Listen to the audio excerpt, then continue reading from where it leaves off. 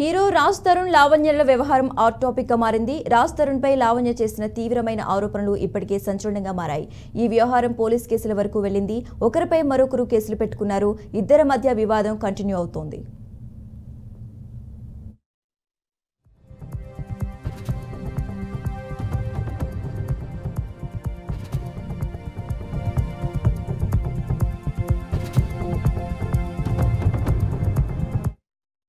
తాజాగా మరోసారి లావణ్య రచ్చ చేసింది. ఈసారి లావణ్య ఏకంగా రాజ్ తరుణ్ ఇంటికి వెళ్లింది. మాదాపూర్ కాకతీయ హిల్స్ లో రాజ్ తరుణ్ ఇంటి ముందు లావణ్య ఆందోళనకు దిగింది. ఇంటి తలుపులు తీయాలని లావణ్య గట్టిగట్టిగా కేకలు వేసింది. తనకు న్యాయం చేయాలని రాజ్ తరుణ్ తల్లిదండ్రులను కోరింది. రాజ్ తరుణ్ ఎక్కడున్నా వెంటనే రావాలని డిమాండ్ చేసింది. రాజ్ తరుణ్తో తన రిలేషన్ పై పలు ఆధారాలతో రాజ్ తరుణ్ ఇంటికి వెళ్లింది లావణ్య.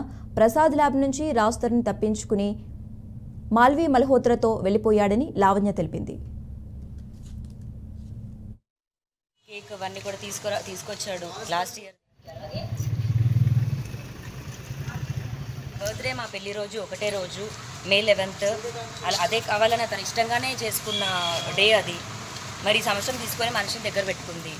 నన్ను చంపేస్తా అన్నావు, జైలుకి పంపిస్తా ఉన్నావు, నా మనిషిని తీసేసుకున్నావు, 10 సంవత్సరాలు ఉన్న బంధాన్ని తీసేసుకున్నావు మాల్వి మల్హోత్రాను. మరి అదే మనిషి వాయిస్ ఒకసారి వినండి.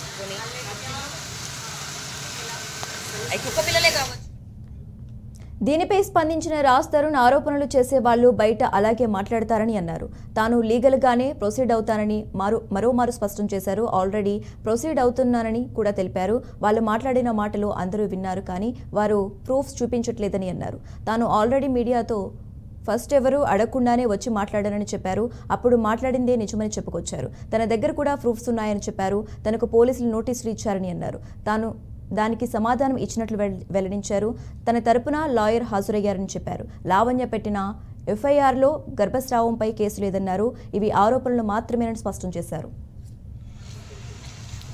మరి ఇవన్నీ మనిషికి గుర్తు రావట్లేదో ఏంటో నిజంగా కూడా అర్థం కావట్లేదు. మరి నా బర్త్డే పోయిన సంవత్సరం కేక్ అవన్నీ కూడా తీసుకొచ్చాడు. లాస్ట్ ఇయర్దే. ఈ సంవత్సరం బర్త్డేకి మనిషి లేడు. అతని బర్త్డేకి కూడా లేదు.